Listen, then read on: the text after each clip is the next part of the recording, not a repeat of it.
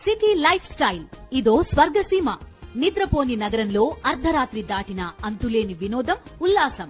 పూర్తి వివరాలకు చదవండి రేపటి సాక్షి హైదరాబాద్ ఎడిషన్. ఇక్కడ స్థానిక ఏపీఎం మల్లికార్జున, అదేవిధంగా స్థానిక సిసి ఈశ్వరమ్మ, వీళ్ళిద్దరూ చాలా ఒత్తిడి తెచ్చి, ఇదే మల్లికార్జున ఇంతకు ముందు ఎన్నో అవకతవకలు చేస్తే ఇక్కడ నుంచి మార్చిన పరిస్థితి కూడా ఈరోజు ప్రజలందరూ కూడా గమనించారు.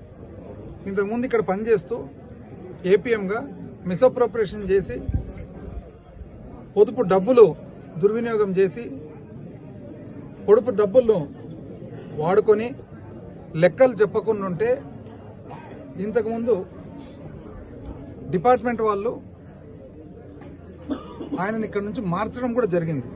ప్రభుత్వం మారిన వెంటనే మరీ ఇక్కడికి వచ్చి ఇక్కడ కూర్చొని వెంకట్రామరెడ్డి మాదిరిగానే దాదాపు మండలంలో ఇంచుమించు అందరు బుక్ కీపర్ల మీద ఒత్తిడి.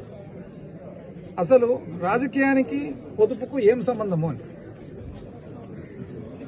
బుక్ కీపర్లు ఎవరైతే ఉన్నారో పొదుపు సంఘాలు, మహిళలు, అక్కచెల్లెమ్మలు వాళ్లకు నచ్చిన వాళ్ళని వాళ్ళు పెట్టుకున్నారు. వాళ్ళు వద్దంటే వాళ్ళు మార్చుకుంటారు. ప్రతిరోజు బుక్ కీపర్లను మార్చాలి, మిడ్ డే మీల్స్ మార్చాలి, ఫీల్డ్ అసిస్టెంట్లను మార్చాలి, డీలర్లను మార్చాలి. ఇది ఏందండి, ఇది అన్యాయం. ప్రభుత్వం వచ్చిన తర్వాత ఒకవేళ ప్రజల ఓట్లు వేసింటే వాళ్ళకు మంచి చేసేది ఆలోచన చేయాలి, కానీ ఉన్న వ్యవస్థనంతా మార్చాలనేది ఇది ఎక్కడండి? ఎవరన్నా తప్పు చేసింటే, ఏదన్నా ఇబ్బంది ఉంటే ప్రజల తరఫు నుంచి కంప్లైంట్ వస్తే చూడాలి, కానీ కేవలం ఉండే వాళ్ళను, మంచోళ్లను మార్చి నాకు నచ్చిన వాళ్ళను, మా వాళ్ళను మాత్రం పెట్టుకుంటామనేది ఇదేమన్నా న్యాయమా అని? ఎక్కడ 2002, ఎక్కడ 2024?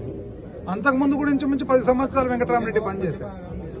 ఏదేమైనా వెంకట్రామరెడ్డి కుటుంబానికి కానీ ఖచ్చితంగా అండగా ఉంటూ మేమందరం కూడా కుటుంబానికి, కుటుంబ సభ్యుల మాదిరిగా తోడుంటూ వాళ్ళ బాగోళ్ళన్నీ కూడా బాధ్యతగా చేస్తూ, అదేవిధంగా ఎవరైతే వెంకట్రామరెడ్డి చావుకు, మరణానికి కారకులుండారో 100కి 100 పాళ్ళు, 100 అయినా 106 అయినా ఖచ్చితంగా వెంటబడి, ఇంతకుముందు జగన్మోహన్ రెడ్డి గారు చెప్పినట్లుగా 7 సముద్రాలు దాటాల్సిన అవసరం వస్తే 7 సముద్రాలు దాటి కూడా వెంటబడి న్యాయానికి తీసుకొని రావడం జరుగుతుంది.